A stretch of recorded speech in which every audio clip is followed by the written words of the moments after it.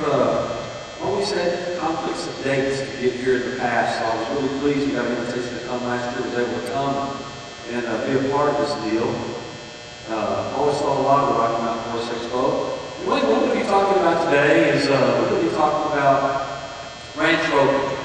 And really this is just the fundamentals. Anybody ever knows anything that I ever do? I'm a big guy on the basics. Everything's about the basics. Everything's about the simplicity of things, the fundamentals. For me, you can't do the cool, fancy stuff. You can't do the simple stuff. So my whole philosophy, quite frankly, is there's nothing beyond the basics. When you master the basics, it's easy at that point in time just to expand and continue to get better and better. And I really even try to steer away from doing all the quote-unquote fancy things. I just really concentrate on just mastering the basics.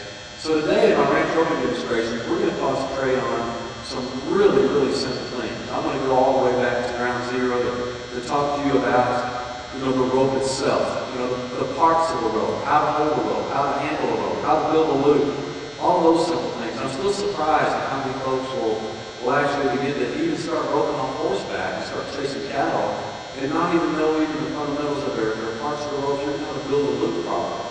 So I want to kind of go over some of those things. And then we're going to go over positioning behind the cow, knowing what it is you're going to try to rope. For example, the roping dummy we've got today is just kind of roping down the calf head.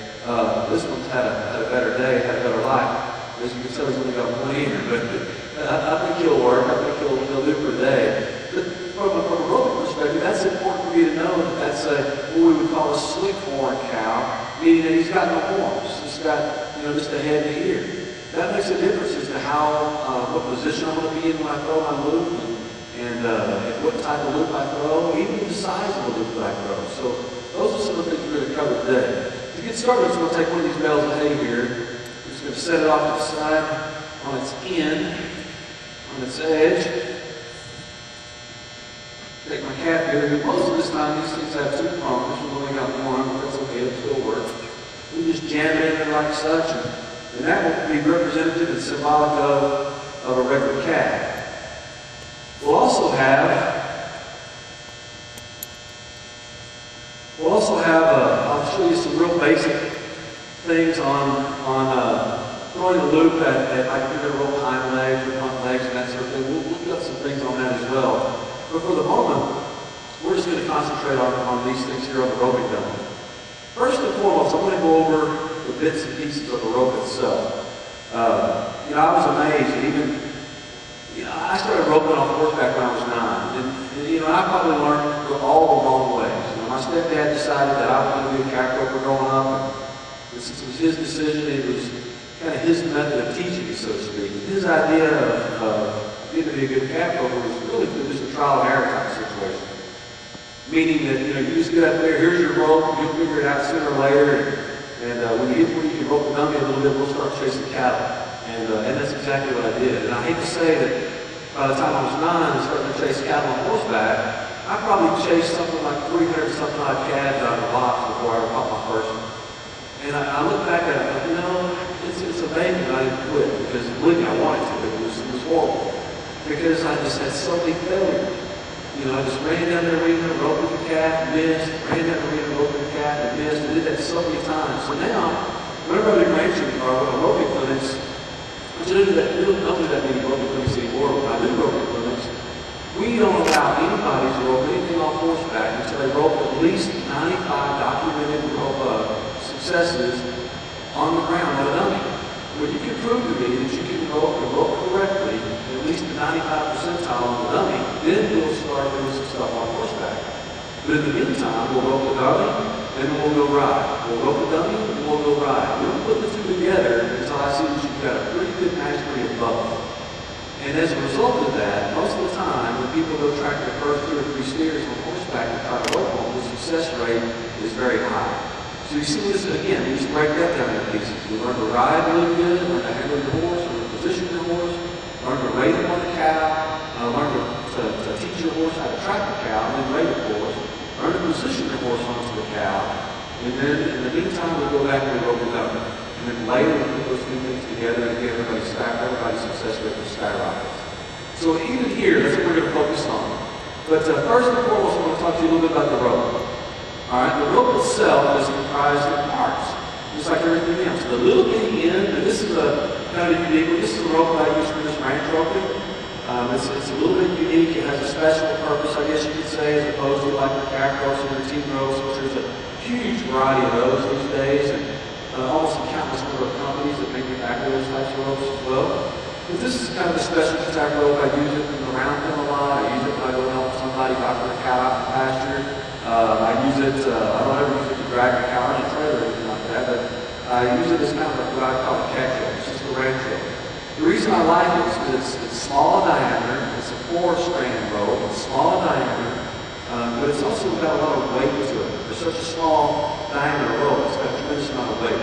In fact, it's got a little core that's infused inside of it that adds that weight to it. And the purpose of that is that whenever I swing the rope and I handle the rope, it has a tendency to add that weight, distribute that weight in the loop itself to help the loop spread out when it's thrown. So as you can tell sometimes when you swing a rope, that sometimes the loop itself looks like it's going to try to close. You can tell maybe if I swing the rope right in the camera there, you can tell that loop maybe is a little bit elongated. Yet when I throw it, you can see that it casts out. So that's the whole purpose of having a real good quality rope. And like in this one, having that core being heavier, it allows that rope, or helps that rope, if you will, just expand out as it travels through the air. That increases, of course, the bigger my loop is as it reaches the cow, or reaches the calf, or whatever my target may be, it increases my catch rate. So I'm all about trying to catch and be successful at catching that cow, because it takes the stress off the cow, of course.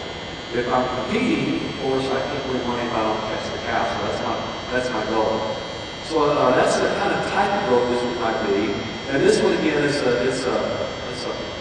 poly rope as opposed to a nylon. Those are the two most common. Back in the day, there was a lot of grass ropes. The grass ropes aren't really as popular anymore because they're very susceptible to the weather.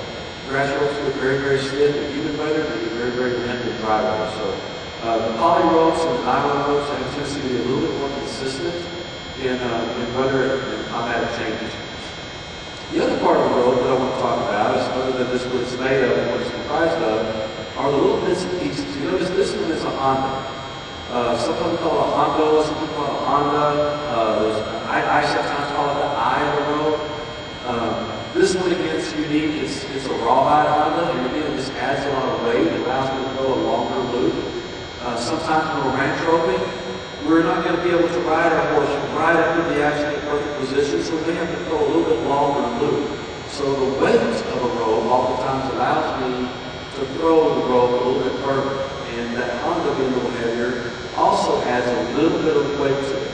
Oftentimes I ask people, you know, when they wonder about the weight of a rope, they go to the store, they go to buy one, so their first rope purchase, when they go buy a rope, they sometimes will just go up, hey honey, feel this one, it feels nice and light, how much will work for me? But that's not always the case. I'll tell you why. For example, if I was to get two guys that are pretty good at, say, throwing a baseball or something, I could ask them, what do you think you could throw the furthest, a baseball or a tennis ball? And our first inclination is think, well, the baseball, you know, I'm used to throwing that. Yet the tennis ball, I might be able to throw it further. But then when we think about it, we probably didn't know we've had that experience. We can actually throw a baseball further than we can a tennis ball, even though the tennis ball is lighter. So the tennis ball, because it's so light, doesn't really offer as much resistance as we begin to throw it. Therefore, we can't push it this far. The other thing is that once it's in motion, if it doesn't have that weight behind it, it doesn't have the inertia that it needs to push through the resistance of the air. So as a result, it dies out quicker and it drops through. A baseball with the same exact throw in motion, it offers just a little bit of resistance here, so we can push it harder, and then as a result of the weight, it can push through the air and actually travel a little bit further. So I like the same thing about my ropes. I like my ropes to be balanced, but also like them to be a little bit on the heavy side, and especially only be throwing longer shots, such as a ranch rope. If I was kept up in the team roping, I would still want a weighty rope. I wouldn't want one that's overly light, but I wouldn't really need one that I have to throw a 20-foot shot, because in reality, when we're roping in an arena type setting, we're roping very, very close by comparison. So again, that's the purpose of that particular Honda, is just to add a little bit of weight to it. So this is a Honda. And then the other parts of the rope will be the part that we actually throw, and the part that we actually twirl or swing, is what we call the loop. Okay, so this part right here in my hand that goes all around and makes that big circle, you know, as obvious as it may seem, that's the loop. That's the part that we actually throw and toss. It goes over the cow's head or around his back legs or whatever obstacle we're trying to catch. That's the part that we're trying to target to go over the cow. So it sounds pretty obvious to us, but at the same time, that is the loop. That's the part that we're trying to shoot for and get onto our target. The other part, though, the loop itself has some key components. For example, the distance between a Honda ear and wherever my hand is called the spoke.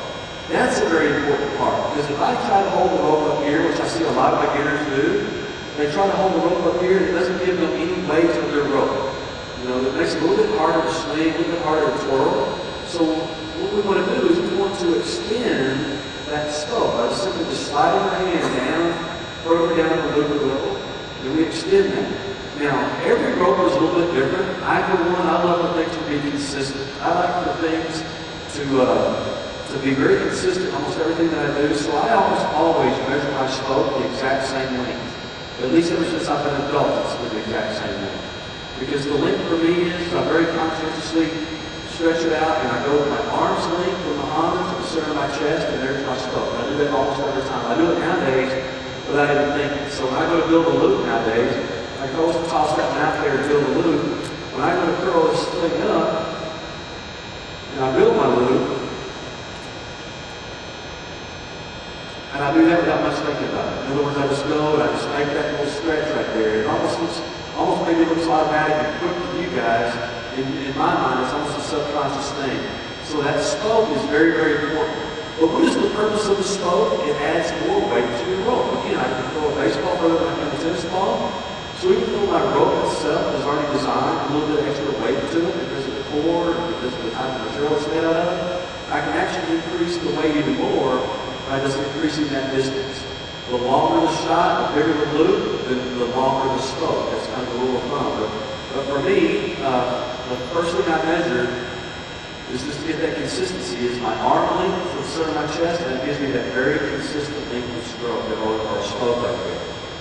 The other part, and it's probably one of the most important parts of the rope, and we'll hear a lot of really good ropers talk about this, and that's the tip. That's the very end of your rope. No matter how big or how long the rope is or how long the loop is, that very end piece is the absolute most important. And the reason why is that wherever I'm swinging my rope, wherever my target is, I have to have that tip directed toward my obstacle. So if I'm going to rope that spearhead, I need to have that tip swing around and aim right toward that. The reason that's so important is, let's just forget the fact that I've got a rope.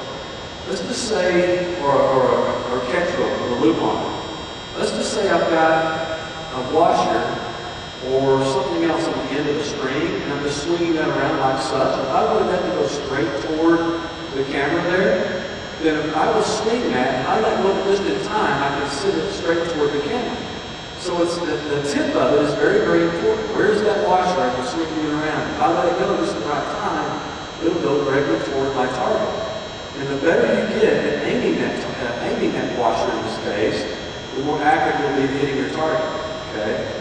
The good thing about having a loop on it, though, it gives you a certain amount of room there for error, doesn't it? Because the loop can expand and get pretty good size. That gives you a little bit of room for error. So either way, the tip is still extremely important. All right? The next little piece of the rope I want to talk about here is what we call the slack. The slack is also very important. Again, for our newbies, that's probably an area that I see a lot of guys mess up on. And what I mean by the slack is the distance between our tossing hand or throwing hand, which in my case I'm right-handed. Actually, I'm an ambidextrous. I'm left-handed. Almost everything else left-handed. I eat right, shoot gun, left-handed, do everything else right-handed. Who knows? If I pick up a hammer and a nail, I don't know which hand I want to use. Just whichever hand I put the hammer in. Used to aggravate a lot of people when you get such an ambidextrous. My granddad would say, "Put that thing in the other hand." And that hand would get tired, and I'd switch to this hand. So, even back in the day when I was roping a lot in the calf roping, we'd go enter a roping dummy contest, and I'd enter right-handed. And then if I ever got beat, I'd tell the guys, "Man, you're not that good. I can beat you left-handed." didn't know, I could always just do left hand as I did right hand, so I come back and win money back in the left hand. But anyway, when I'm roping right-handed, I'm going to carry the loop, of course, in my right hand, and then the slack is going to be the distance between my hand that carries the loop, my throwing hand, and my coils. Okay? Now, there's a little technique that we do called feeding a rope. For example, you might notice now that my rope here is going to be, in this case, it's going to be from my loop to about my armpit. But that might not be quite the size loop that I need to catch my cow. Therefore, the slack between my hands is going to be a little bit longer. In this case, you'll notice it's my arm length plus across my chest and then another half of an arm length. Okay? That's very consistent for me again. No different than we measured the distance for my Honda. I know that's distance for me is very consistent, and then the distance between my hand and my coils is also very consistent. Ever since I've been an adult, it's the same length. It's the arm length across my chest and another half of an arm length. Now, my left hand is extremely important, and the reason why is that not only hold the coils in there, but it also holds the horse in there. In other words, my reins are also held in the same left hand. So I always tell everybody, I don't care how good a roper you are, you're only as good as your left hand. And the reason why, of course, is because that left hand has got control of your horse. We can never forget that whenever we're practicing on the ground, even without our horse, that we've got to be very conscientious about what our left hand does, because that's the habit that we're teaching our left hand. And by the time we get into the saddle, we get our horse in our left hand, we've got to be very aware that we don't jerk or do something with this left hand that will going to cause some sort of problem with our horses later. So it's going to be very, very important to be very keenly aware of that left hand. So I try to keep my left hand directly in front of me when I'm practicing. Now you'll notice the slack, the distance between my right hand and my left hand, is fairly long, isn't it? Right? One of the biggest mistakes I see people make is that it gets to be too long. In other words, they'll drop a coil, what we call coil there, they'll drop a coil, it'll be too long. So I like to again measure mine where it's this distance, and then when I get ready to row, this loop might not be quite big enough for me, so I'm going to do what we call feeding.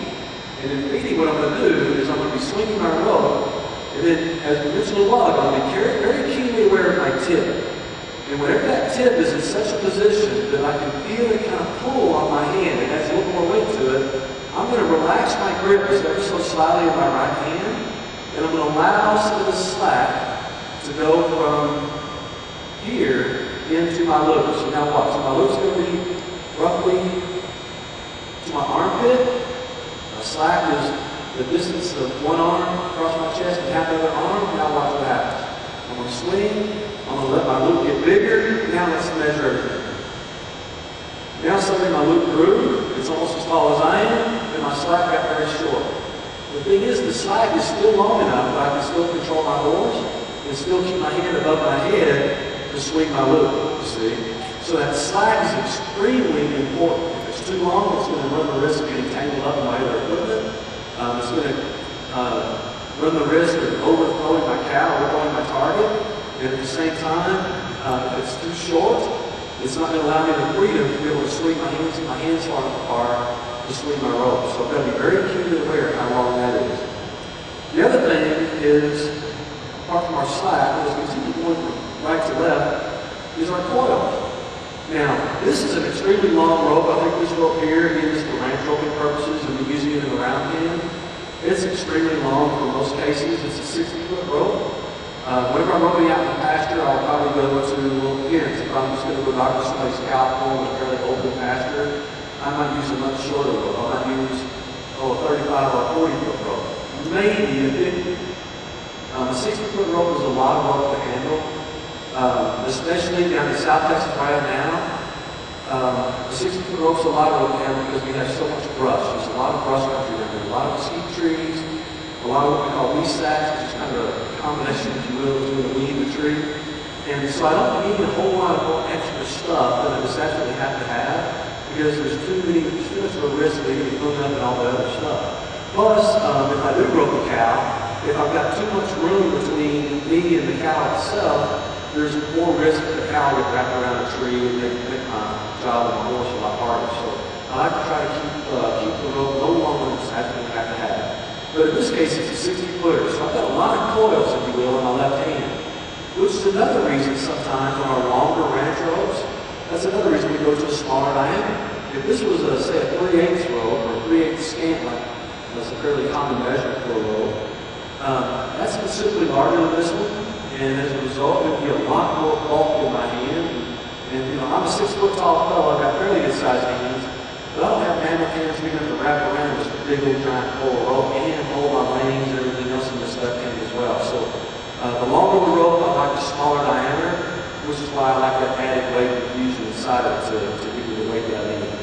Anyway, the coils to me are really important because it's very important how we coil those, the size of the coils, and then at the same time, how we lay them in our hand. One of the things that I make very sure of is whenever I'm going to be roping, the first several coils that are in my hand, I like to make sure they're laid out in my hand almost like a spring. If you see that they're just kind of laid in, they're kind of flat. And the reason for that is that there's times where you might throw a fairly long loop, and I may have to drop a coil or 2 or 3. If I'm in an arena working a couple around pin, I may have to throw that loop and drop what we call drop several coils. So what I want to do is I want to lay those coils in my hand in such a way that they don't get tangled up. That's extremely important for me because if I'm roping a horse or a cow that's really, really wild, I only get one shot. And if my coils are all tangled up here, and I try to throw a really long loop, and I can't throw it because, oops, it got tangled up and I end up being really short of my target, that may be the only shot I get. So it's very important that I lay that out in there very, very smoothly, almost like I've stacked them in there where they can just come off like springs on a coil. That's very important to me. The other thing it is, it's also a safety aspect. Sometimes I'll see people pull a rope up in such a way, and before they get ready to rope, they don't pay a whole lot of attention, if you will, to how the coils are laid out in your hand. And they'll end up having the coils in such a way they'll get a little bit tangled, and before you know it, they're so worried about getting these things tangled up here, they're not realizing that end of the rope down there is actually caught something, whether it be livestock or a bush or whatever else, and they just keep riding, they're too busy looking here, and before you know it, they're really hung up and got themselves in a bind. So it's really important to pay close attention to what's in our hand, these coils, and make sure they're laid out very smoothly in such a way they don't get tangled up.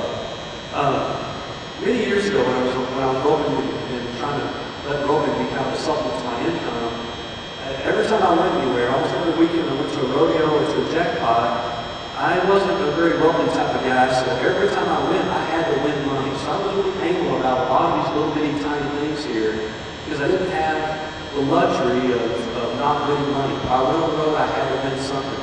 So when it comes to laying those coils out in my hand and say how important I thought it was, I started off with my regular cap rope and my regular team rope, where I had them laid out in such a way that every coil was a little bit smaller than the one before. So it was almost impossible for those coils to get tangled up. You can see here that these back here are larger, so as I come this direction, they're a little bit smaller, and as a result, they just come off and peel off a little bit quicker, a little bit easier. Now, in a nutshell, that's our rope. That's the nomenclature of the rope. That's all the bits and pieces of the rope and what it's made of and that sort of thing. Now let's talk a little bit about swinging the rope. That's probably one of the biggest things that I see beginners make mistakes with. I think too many times they watch movies and they watch cartoons and it looks like the guy's just holding the rope like this and he's just swinging. And his hand is right here and he's just turning his wrist like this and the rope's doing all the work. Well, the only part about that that's correct is the rope is really kind of doing all the work, but the most important thing is how you put it into motion. Okay, the rope still is the tool that does all the catching. Your job is to do nothing more than just to put it in motion. But here's how I teach my beginners. Get all of your rope built properly and then stand in such a way that you're riding a horse. In other words, unless you're just going to be roping dummies all the time, think in terms of getting yourself prepared to ride a horse. So even though sometimes when I'm roping a dummy, I might step forward just like I'm throwing a baseball, I might step and stride toward my target. But the reality is that I can't step forward like that when I'm riding a horse. So it doesn't do me a whole lot of good to practice it. And I see guys do it all the time. I see guys get so freaking good at roping a dummy, they get on a horse and they can't catch squat.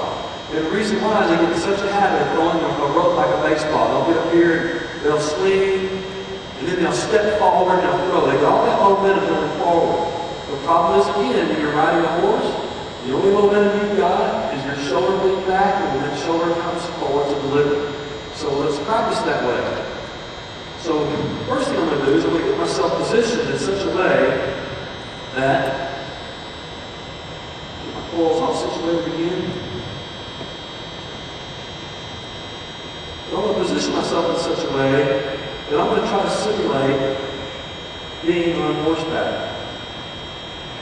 So I'm going to spread my legs, kind of put a little bend in my knees, get my rope right here. And here's going to be the most important part. I tell everybody, your tip is extremely important, so is that Honda. Alright?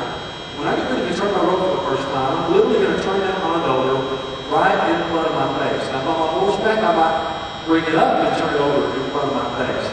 But in the very beginning, when I'm teaching people on the ground, I want them to learn to turn that rope over. Because what happens is people learn to, they try to start swinging the rope like this. See how my wrist is very stiff? Yeah, the rope might be going over my head, but it's not turning over. And the longer I do this, the more my rope's going to get twisted up, and the more my coils are going to get all jacked up. So I've got to learn how to turn the rope. In order to turn the rope, I want to show you guys that my hand is going to start off here. I'm going to turn my thumb down right when it comes in front of my face, which is exactly why I want you to learn to turn your thumb down here. Right in front of your face, turn your thumb down. As I turn my thumb down, as I bring the rope back over my head, I really don't have to do anything more than just put my hand in motion and come back. The rope will turn over, all by itself, and pass right over the top of my hat. When my hand comes back here as far as I can, I turn my hand back over, and I come leaning toward my target with my thumb, and turn my thumb down. Now, let's see if you can watch that with the rope here. Position myself as if I'm riding. Legs bent, left hand's got my horse in it. I'm going to aim my horse toward my target, and I'm going to spin my rope. Now, if you'll notice that Honda's going to be right here in front of my face, right? My hand goes in front, my thumb is down. When my hand passes over my head, the back of my hand is coming right past my head, and then it's coming forward by bringing the rope forward again. So turn the rope over in front of you before we pass it over our heads. Turn it over, move it over our head. Turn it over our head. But I want to see the Honda right here. Now here's the cool thing. Since I'm looking into Wayne's camera, I want to show you guys something. If I can stop my rope in midair, I'm looking at the camera through this circle right in front of my rope. Can you guys see that up there in the stands with me? That whenever I'm spinning, I'm going to be looking at all of you guys right through my loop. I can't catch anything if I can't see it in my frame. It's almost like I'm taking a picture of it with my larry. So if I'm going to be taking a picture of my target, let's say for example I'm going to be right over here, and I'm going to rope my calf head. When I'm roping that thing, I want to be able to see it no matter what angle. I'm riding my horse maybe this direction, but I want to aim that in such a way that I can see that calf head through that loop. Okay? I want to spin it right toward you guys one more time, and I want you to see, you can't see my face in that loop. Okay? I want to pick the big guy up there with the plaid shirt.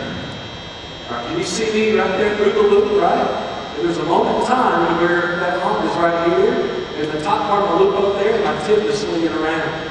So that's another really key thing whenever we're swinging a rope, is that can I see my target in my loop? Okay? That's extremely important for me. So, again, it sounds easy, it looks easy, but I'm amazed how many people, when they get up there and try to swing a rope for the first time, they forget to turn their wrist over. So what I tell people is, just fake it. You know, whenever you don't, just pretend you got a rope in your hand. You just turn your hand over. Just get used to that motion. Turning your hand over. Okay? The other thing is that it looks like we're swinging our elbow around in a big giant circle. And in reality, if you were above me looking down, what you would see is you would see a long, skinny oval. My hand is just going forward, turning over. And just like a pump action on a pump on an oil rig, it's just going forward and it's pumping backwards. It turns over a little bit, so it's a little bitty tiny oval. Then it comes forward, it turns over again, and it pumps back. So pump forward, pump back, pump forward, pump back. And that's all that takes place. We don't really have to swing the rope around like this. The rope does all that all on its own, right? Alright, so now, I'm going to kind of skip up a little bit and pretend you guys are like this phenomenal students, and we're going to go ahead and start trying to rope targets. Okay? As I said earlier, when I very first started off with this roping dummy, I I've got to be keenly aware of the position of my horse in relationship to, number one, my catch percentage. What kind of loop can I throw? Am I really good at throwing long shots? Am I really good about throwing backhand shots? Am I really good about throwing overhand shots? That's important for us to know. I tell everybody out there what it is you're doing with me. I always talk about what are your strengths and weaknesses. What are your horse's strengths and weaknesses? Because if you don't know those, you have no place to start. If you're honest with yourself and you know those, then we've got some place to start. You can start working on improvements. Focus on your strengths, survive the weaknesses, and then later on, before you know it, the weaknesses get fewer and fewer, the strengths get stronger and stronger.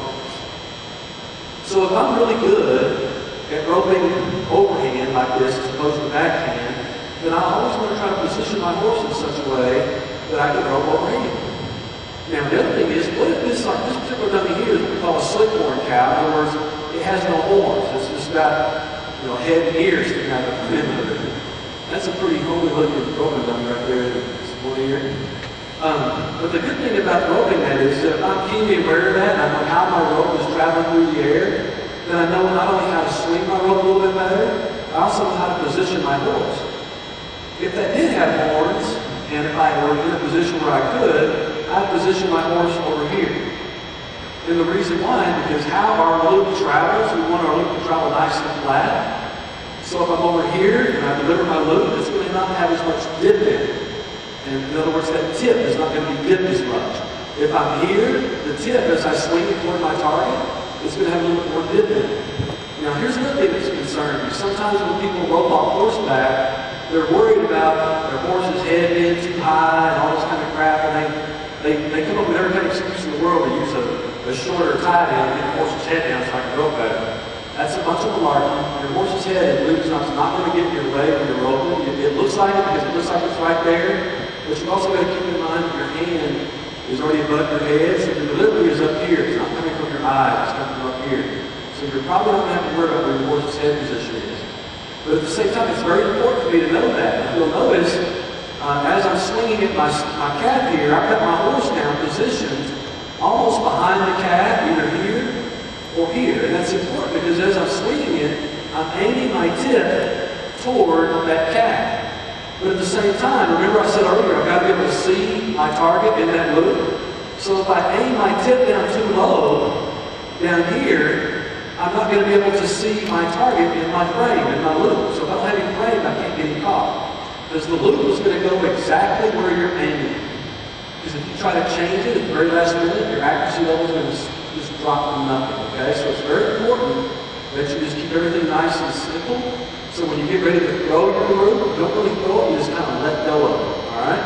So I'm going to focus here on my target again, get my tip down, make sure I can see my calf in my frame, and I'm just going to let go. Now, oops, I'm just going to let go. I'm not even going to try to catch it or let my arms down. I'm not even going to try to throw it. I'm just going to simply let go of it. This time I'll pay a little bit better attention on it. I'll be able to simply keep getting caught. But the horse position is extremely important for us. And I position my horse based on the target that I'm shooting for. Now, if you'll notice, I'm pretty darn close, which is another thing that really kind of confuses people. Whenever I'm doing any kind of roping, I always try to get as close to my livestock as I possibly can. The reason why, I only get one shot. So if I'm only going to get one shot, I want to get the highest percentage shot that I can. I don't care if I'm roping out in the ranch for some cowboy or some rancher out there, or if I'm at a rodeo. I only get one shot. To make that shot really, really count. So I want as high a percentage shot as I can possibly get. Now sometimes, depending on the situation, you may have to take a little bit of a gamble and go a little bit longer loop than what you really want. But the reality is, we want to maximize our options there and maximize our opportunity to get that thing caught. So again, I'm going to put my horse in the right position here. I'm fairly close.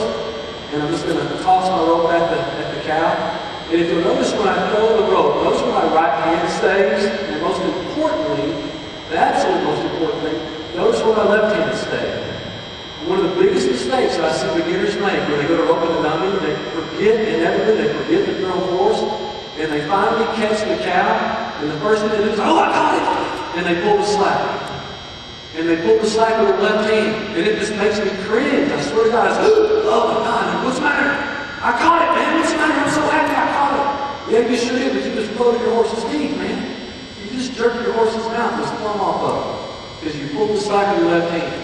And in my mind, I can see it. I've seen it so many times before. A guy gets so excited, he catches for the first time on horseback, then he jerks his left hand, his horse goes like this and just breaks out. Now, yeah, it's a mistake. But here's the bad part about it. As a horse trainer, I'm always thinking about the horse's perspective. The very next time I see the guy get up there and rope, right about the time the horse gets here to where the kid's going to let go of the rope, the horse starts scotching. And the reason why is this what he's thinking about. I hope I tell this guy doesn't catch, because if he does, he's going to hit me in the face with that darn bit. So we've got to be very keenly aware of what your left hand is doing.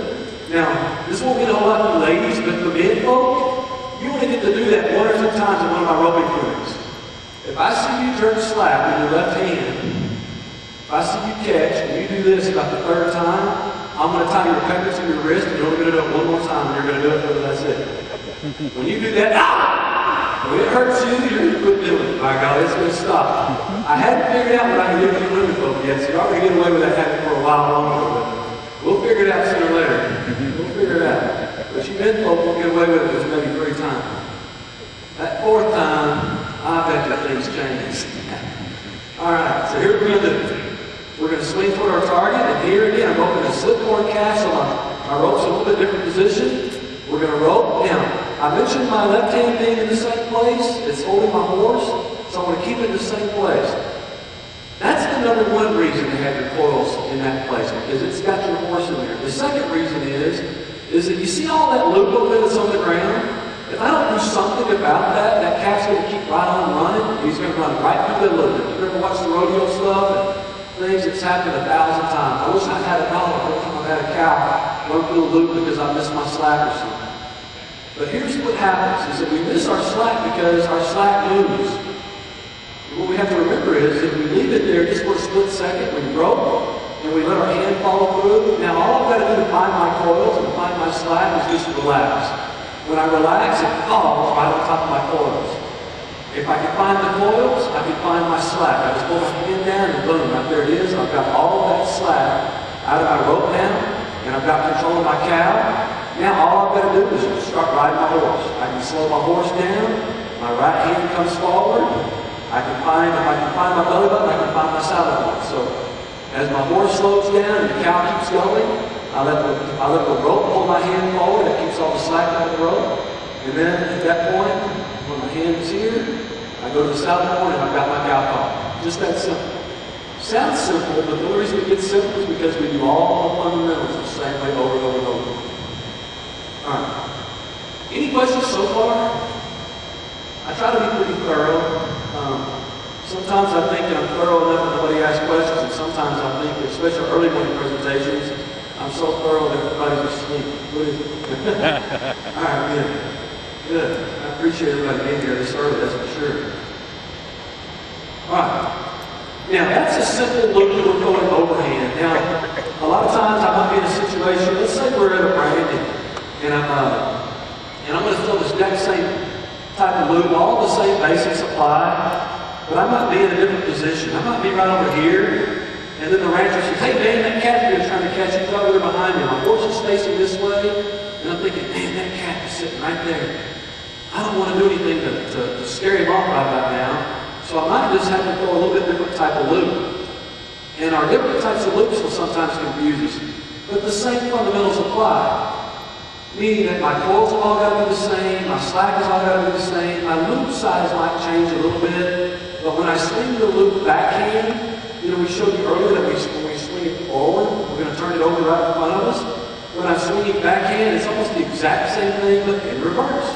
So I'm going to turn my hand over, and I'm going to make sure that I can see my target. With my little bit, I'm just going to let go of it toward my cow. Just let the rope do all the work. All I do is just put the rope in motion toward my target. Now in that case, that rancher just told me, hey man, that cat is right there. He just got ticked off because I just missed him.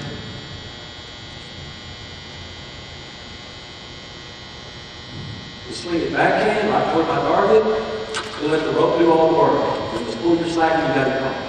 But if you'll notice too, I don't really try to throw my loop hard.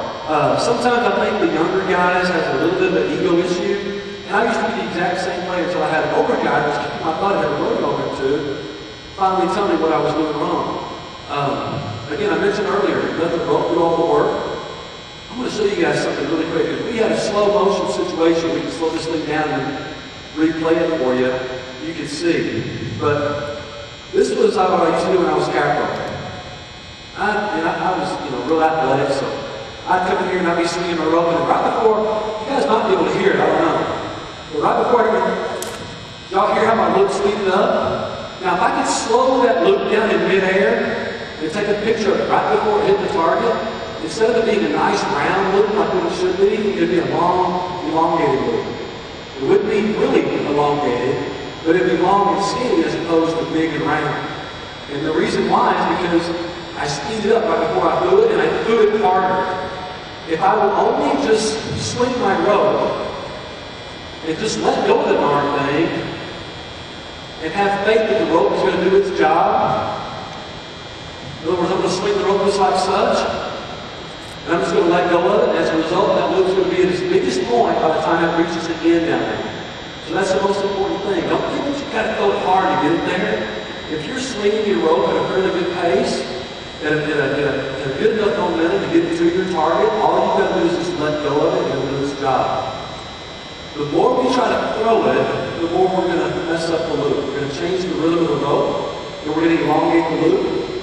And the disadvantage of that is you're going to decrease your catch percentage significantly. Okay? Now, let's just pretend, if you will, that this thing does have horns. Okay? I talked about the position of on a slip-horn cow. I'm going to be kind of behind, either here or here. That allows my rope to have a little bit more dip toward it. It allows my tip to go over the cat's head and swing over here. Whenever I'm going to be roping something with horns, I'm going to position myself slightly different. And you guys, if you watch any kind of TV in the last several years, you've seen team roping somewhere along the line. If you haven't seen it, I mean, you drive 10 miles from here, I guarantee there's a team roping pin somewhere. Somebody team roping someplace. So you'll notice that your headers are positioned over here. All right, there's a couple of reasons for that. I mean, if you think about it, most ropers are right-handed. And even when you go back and you consider where team roping came from, it came from a ranch background, where instead of having one guy out there doctoring cow, we had two guys doctoring cow. And they found it was a little bit easier then if the guy could rope the cow and then go left a little bit, and the other guy could rope the hind legs. All right?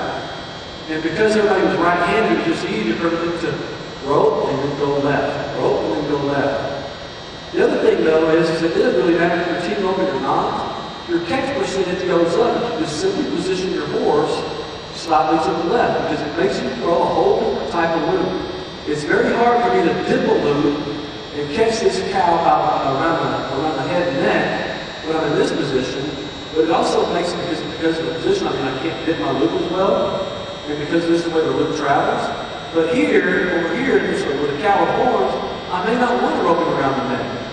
But what if it's a cow with horns and I really want to choke her down because she's a mean old bitch, and I want to choke that cow down? I want to come over here and pretend she doesn't have horns and position myself in such a way that I can get her caught around the neck as opposed to around the horn. But if this sets a cow, I'm going to have to drag it to a trailer. The last thing I want to do is want to choke down and run out of gas on me. So I'm going to position my horse over here so I might be able to get her caught around the horns. Now this one right here, since it doesn't have horns, I'm going to try to rope around that right ear. Woo!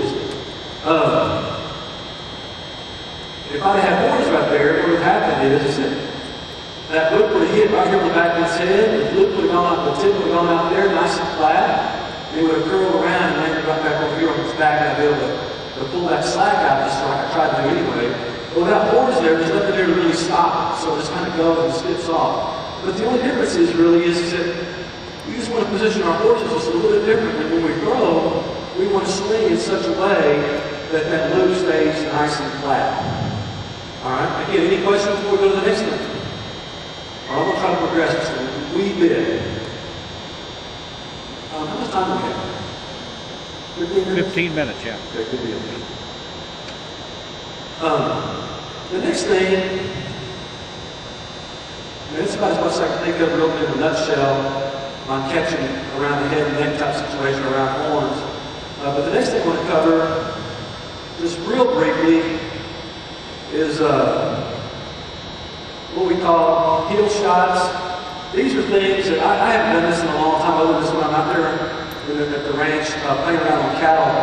And I hate to say it, but guys, in my part of the world, I'm from Northeast Texas originally, and I was probably one of the only guys I knew of in my area that did what I call long loops. I mean, nobody really did it. The only reason I did it was because I worked with a guy several years ago when I was a teenager, actually. He kind of taught me the trade, and I just thought it was neat. And as a result, I got a lot of jobs for different ranchers in the area to come out and doctor their cattle because I did everything so quiet. And no disrespect to my team roper guys, but a lot of the team ropers kind of ruin it in our part of the world when it comes to go doctor their cattle. Because the first thing a team roper wants to do is what? We'll chase a cow. Let's go chase it. Let's get it rolling. Well, our deal was that let's get it rolling. Let's not chase it.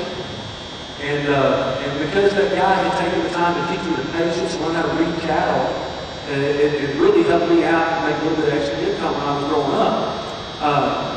The problem was that I was the only guy who knew it. I mean, it was hard for me to get with other guys to learn how to get better. And it was also hard for me to do much other than just a few little guys that would network around and say, hey, that Hargis kid, he can really help you out back on his cattle. He'll run, he'll chase him, he'll worry. Down there in South Texas, it's even worse. I mean, nobody down there does what I call long loading. They'll drag calves in the fire, but basically everybody's, put their cattle up in a little bitty pen. We're not doing it out in the bigger pens or the bigger traps. They're basically doing it in glorified round pens. So it's just not like it used to be. So I really, sometimes I will practice it just to kind of keep it going in my own mind. And anytime I hear, for example, there's another demonstration going on today, and they're actually got some guys together that's practicing long loop stuff. And I commend that because I really sadly believe that our idea of roping nowadays is all about arena roping. We don't really see the roping and the benefit of roping and handling cattle quietly with the use of a horse and a rope. And that's really a sad deal because everybody's really proud to brag the fact that, yeah, you're from the United States. Every time you go to some foreign country, you brag that you're from the United States. You're the home of the cowboys and all that kind of thing. But there's really not a whole lot left of our culture there. So I really would like for people to try to learn that, if not learn the practice of it, at least know a little bit about it, because there's people in other parts of the world that are really intrigued by it. So it's a dying art, and I'd like to see it kind of continue. The long loop thing, though, it does. It takes a lot of practice, it's a lot of finesse, it's a lot of awareness of your livestock and how they're going to respond. And to me, it's just fun. I love when I go out to the doctor, like when I had my place up there in Sulphur Springs, Texas. I love to go out there and doctor my own cows all by myself without having to get them up and without having to be stressed. And it was really good exercise for my cattle to be moved around on horseback like that, but it was also really good for my younger horses because it was pretty much stress-free for the younger horses. For example, I'll tell you a real quick story since I've got a little bit of time, a little bit of close, throwing some little long loops and maybe some questions. But several years ago, one of my neighbors called me up and he said, man, I gotta have your help. He's been trying to pin this cow. She's jumped through every fence in the world. He said, I've had several guys come up there, and as soon as she sees a horse now, she just takes off running. She just freaks out. Could you come down here and help me get this cow caught for me? I said, yeah, tell me a little bit more about it. And the more he told me about it, thinking this is going to be kind of a chore, I said, well, what I'd like to do is I'd like to just come out there several days in a row, if you don't mind, and see if we can't get her caught. So every day I'd kind of get my stuff done there at the ranch, and I'd ease them there to his place, and we'd pull out there in the pasture, and we'd just sit there and talk. And at first we pulled out there in the pasture, when that cow first saw the trailer, guess what that cow would do? She'd stick her head up, she'd get all nervous, and she'd start thinking about running. Well, after about the third day, she got where she saw the trailer, and she didn't take off running. Then I'd just get the horse off the trailer. And that cow would be a little bit nervous, no big deal. I'd wait for her to settle, I'd put the horse back on the trailer, and we'd drop off. In other words, I'm spending a little bit of time, but at the same time, I'm also training that cow. I'm just training the cow not to stress and not to worry. We're not going to get chased just because somebody, brings a horse and trailer out the pasture. Well, I did that. Finally, I think it's about the fifth day, I got out, and I just got my horse out, and I just started walking around the herd. Just kind of just riding my horse, and that cow was just steady looking at me. She was steadily checking me out. And I just kind of just ride my horse through the herd. And then it finally got to the point where she didn't even hardly care that I was out there. And then I just started picking my rope up. And I just kind of swing my rope a little bit. And meanwhile, my horse is just walking around, just real quiet. And meanwhile, the guy that owned the cow, he kept honking his horn at me. I'm like, he's gonna freaking run her off. Because he'd honk his horn, I looked up and she's right there! Like I couldn't see her, you know? He couldn't figure out why I wasn't roping her. And I'm just sitting there thinking, dang, I wish he would shut up because he's gonna run that darn cow. I'm gonna make her nervous. But I just kept doing this and just kept swinging my rope around. And then finally, I just happened to look up. And oops, and I took a shot, and I landed right on that cow's head. As soon as I got it on there, that cow just kind of jumped a little bit. I just dallied. And I waved over to come over and pick her up. And the cow, not only did she just barely move around, but the most important part was, the rest of his cows, all they did was they were eating, they just raised up and looked, went right back to eating. And that to me, all that training that I'd received before was all worth it. Because that guy was so desperate to get that cow out of that guy's pasture. And he had had so many bad experiences with people just chasing him, you see. And that whole process right there was about as stress-free as you could get for both me and the horse. I mean, the only person who was stressed was that guy who pushed that horse with that pickup truck. You know, he was worried about whether or not I knew which cow we were supposed to catch. But the whole point was that I just wanted to keep it nice and quiet. And don't get me wrong, roping that cow around the neck wasn't a good experience, but at least it was as good as we could make it, right? So that's what I was trying to shoot for, trying to keep it nice and quiet. Now, I'm going to show some long loops, and the same thing applies. As number one, I want to make sure my coils are all right. I want to make sure everything is adjusted there. I want to remember that my horse is in my left hand, and I'm going to throw my loop. But the only big difference is that what I'm going to shoot for here, I'm going to pretend, if you will, that this front half of the calf, or this up here is his head, he's headed that direction. Here's going to be his back legs, of course. Now, obviously, his legs might be a little bit that long, but he's going to have a little bit of a belly hanging down here, so I'm not going to have quite that big a target. But either way, all I'm really focusing on is this area right here. That's all I'm going to rope. I'm just going to rope that little spot right there. If that was a cow, I'd be kind of roping his, if I'm on his right side, I'm just going to kind of rope his right hip. I'm not really going to worry about anything else. I'm just going to worry about roping that right hip. Now, another thing that I was taught a long time ago is that almost always your rope will do exactly whatever your right hand does. So if you're right-handed and you're roping, your rope will do what your right hand does. It will just kind of follow through with whatever your right hand does. So in my mind's eye, and I see a cow standing there in that position, and I put my horse here in this position, kind of facing it, and hopefully my horse is just about going to sleep right about now. I'm going to swing my rope in such a way that that tip is going to go right here, but at the same time, I'm focusing on roping that hip. So my hand is going to be flowing just like such, just like toward that target. Then when I get ready to throw my rope, I'm not going to throw it. I'm just going to let it go. And when I let it go, I'm going to pretend, if you will, that my hand is the rope, and I want that tip to go here, and I want the body of the rope just to flop over the hip. So I'm kind of envisioning it before I ever throw it. So I just kind of swing my loop. And on horseback, sometimes it's a little bit easier because you'll notice my tip down there is going to hit right about the ground there. Oops. I missed the hip, but you see how the tip went underneath? And that's really what I'm shooting for. Now, if I'd have shot that a little bit better, what would have happened here is that this part of the loop would just flop right there. And then if we know our livestock, what's going to happen is that cow is going to boom, something hit me in the butt. And it's going to step forward. And when she steps forward, what's her back feet going to do? Her back feet are going to go, whoop. And she's going to jump right into that loop. Even if she did that, I only got one leg there, but I still got it. Now, as she goes forward, I just grab my slack and do it again. So we're going to try this for my practice sake. That's the philosophy of it. And for my practice sake, we're going to do it again. And I hate to admit it, but I bet I've only done this about 10 times since last year. We did the same demonstration last year. And like I said, I don't get to practice my long loops much anymore. It's no excuse. I should make the time to practice it because it is something that's fun to do, and I enjoy it.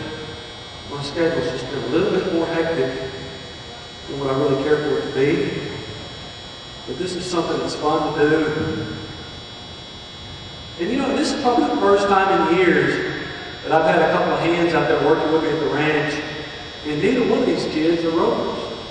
That just blows me away. When I grew up, I just had one of these things in my hand 24/7 just about. And you know, the aerobic's so popular and everything today, but I'm just amazed at how many younger kids, they just don't get into it. I think it's just too much work for them to walk. If you notice it's going to swing, and notice that as I'm swinging this, how long the loop is. I'm trying to make that loop as long as I can, and I'm just going to shoot for my target. And I'm just, again, I'm aiming for that hit, and then it slid off that time. That's the only bad thing about fluid. If that had been a cow situation right there, I think that time that loop would have hung up there and stayed. Wood is a little bit slick, and it just slid right off. Try it again.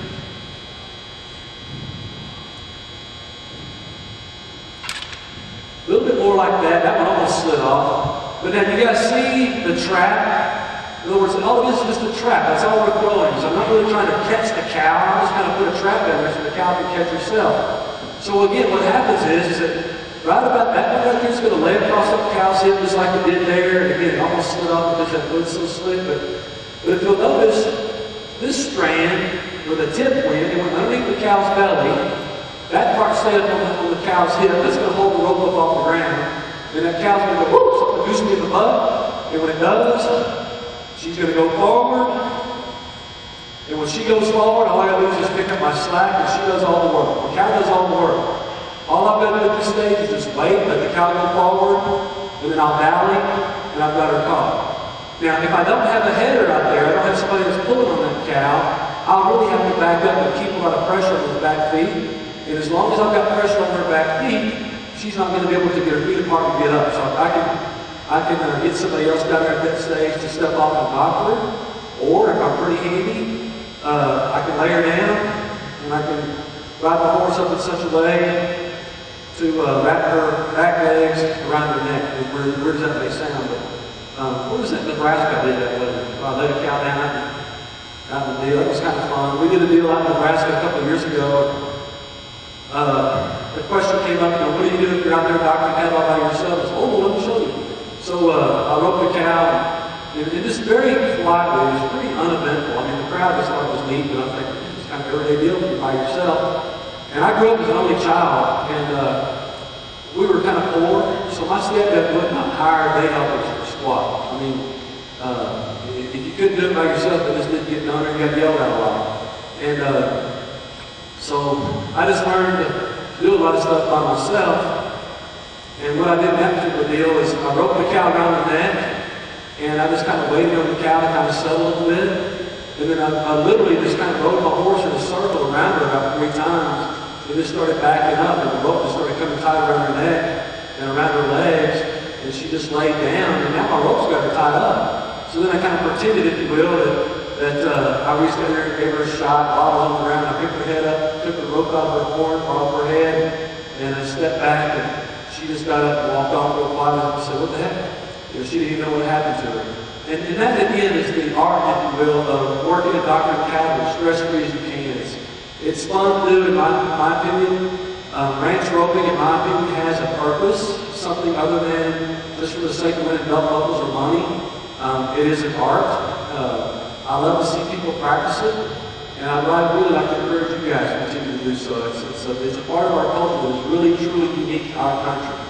And it's sad it's a dying art. I wish I was better at it, so I had more time to continue to practice it, but I promise you I will. But before we close, are there any questions out there? Anything that I have? I know it's really basic, really fundamental, fairly quick, but it's ranch roping 101, I guess you could say. Well, good deal. Well, I think we've got one more presentation for the day. I think it's back in here. Is that correct? I'm sorry? At noon. In the meantime, I'm not a real big guy about promoting myself. I don't do a whole lot in that regard. But you know, this internet thing is kind of intriguing. Although I got to tell you, I'm thumbs and lots of bricks when it comes to it. Therefore, Laura's job is to help me out on the Facebook thing and the internet thing and all that kind of good stuff. But rather not, I'm the one that does the posting. I do confer with Laura and my team, if you want to call it that, about what to post and when to post it. But I would appreciate if you guys would just send us messages from time to time via Facebook or go to info@vanhargis.com, send us something. I always love to read those things. The other thing that I really do need your help with, though, this is honest to goodness, but I really do need your help with is I've just now started doing what we call an audio blog. My goal is to graduate to, what do you call that other thing? There you go, a podcast. And I mean, that's all the complicated part. All I know is I just talking to a deal. But the hard part for me is that coming up with the content. I mean, you could ask me how ants make. I'll figure out something to say about it. But sometimes coming up with the topic is the hard part. So if you guys could just send us some questions from time to time and send those to info@hargis.com, that would sure help us out. I would certainly appreciate it. Thank you guys so much for your time this morning. I know getting up early, losing an hour's sleep last night with the chores, so you don't know how much I appreciate you coming out and taking your Sunday morning with us. Thank you so much. Thank you. Ladies and gentlemen, Van Hargis. Van's talking about the internet. This entire clinic was just streamed on my website, so he's been on the internet for an hour. He just wasn't, well, he was aware of it and wasn't aware of it, but you've, the whole clinic has been filmed and has been on the internet.